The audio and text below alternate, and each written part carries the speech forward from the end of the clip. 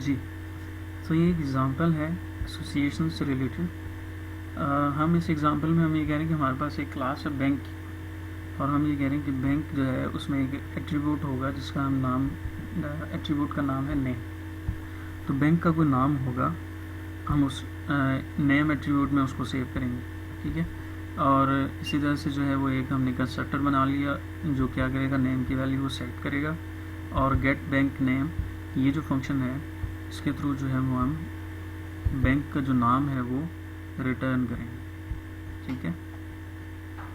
So second class हमने बनाई है, एम्प्लॉय की क्लास है, और एम्प्लॉय क्लास में हम ये कह रहे हैं कि एम्प्लॉय का कोई नाम होगा, ठीक। और अगेन एक कंस्ट्रक्टर हमने बना लिया, और इसमें हम ये कर रहे हैं कि एम्प्लॉय का जो नेम है वो हम सेट करें, और गेट एम्प्लॉय नेम फंक्शन के थ्रू हम जो है वो एम्प्लॉय का जो भी नाम होगा वो हम रिटर्न कर लेंगे, ठीक है। सो हमारे पास जो है वो दो क्लासेस हैं, एक है बैंक क्लास और एक है एम्प्लॉय क्लास। दोनों में जो है वो नेम एट्रीब्यूट हैं। एसोसिएशन के कॉन्सेप्ट को हम जो है वो यहाँ पे देखना चाह रहे हैं। तो मेन क्लास एक हमने बनाई है, इसका नाम मैंने एसोसिएशन रखा है, और अब यहाँ पे दो क्लासेस को आपस में लिंक करने के लिए, एसोसिएट करने के लिए जो कॉन्सेप्ट यूज़ हुआ है वो ये है कि हमने दोनों क्लासेस को अलग अलग डिक्लेयर किया।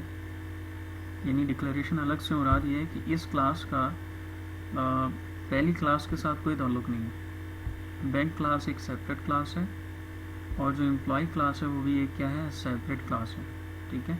अब आपने ये चीज़ों को रिलेट करना है कि पहले हमने क्या किया कि अगर हमने इस तरह की टेक्निक इम्प्लीमेंट करनी होती थी तो हम क्या करते थे, इनहेरिट करते थे। यानी फॉर एग्जांपल एम्प्लॉय जो है वो बैंक को इनहेरिट कर ले, या जो बैंक है वो एम्प्लॉय को क्या कर ले, इनहेरिट कर ले।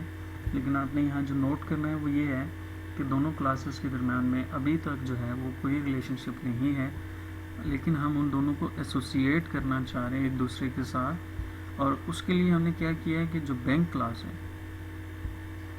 जो बैंक क्लास है उसका एक अलग से हमने ऑब्जेक्ट बनाया, और हमने कंस्ट्रक्टर में बैंक का जो नाम है वो BOP यानी बैंक ऑफ पंजाब जो है वो सेट किए। और इसी तरह जो एम्प्लॉय है, एम्प्लॉय को हमने क्या कर दिया, एम्प्लॉय का नेम सेट किया, और हम ये कह रहे हैं कि जो एम्प्लॉय का नाम है वो है सादी, ठीक है। और हमने क्या किया कि दोनों को कैसे रिलेट किया, हमने कि एक ऑब्जेक्ट के थ्रू उसके फंक्शन को कॉल कर लिया, यानी एम्प्लॉय के थ्रू एम्प्लॉय का नाम ले लिया हमने, और इसी तरह बैंक का ऑब्जेक्ट के थ्रू हमने उस बैंक का नाम लेके एक ही सी आउट के अंदर यानी एक ही एस आउट के अंदर हमने उनको प्रिंट करवा लिया, ठीक है। तो अगर हम इसकी आउटपुट की बात करें तो हम ये कह रहे हैं कि employee dot get employee name जब हम करेंगे तो एम्प्लॉय का नेम जो है वो क्या है, यहाँ पे सादिया है, ठीक है। एम्प्लॉय का नेम क्या है, यहाँ सादिया है, और जो हमारे पास बैंक का नाम था वो क्या था, BOP था, ठीक। तो हम यहाँ पे ये कर रहे हैं कि बैंक डॉट गेट नेम जब हम करेंगे तो हमारे पास बैंक का नाम आ जाएगा, और एम्प्लॉय डॉट एम्प्लॉय नेम जब हम करेंगे तो एम्प्लॉय का नाम आ जाएगा। तो एम्प्लॉय का नेम है हमारे पास सादिया,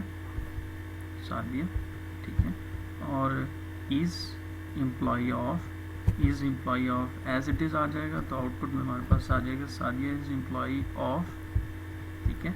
और बैंक का नेम जब हम गेट करेंगे तो बैंक के नेम की जगह क्या आ जाएगा, BOP, ठीक है।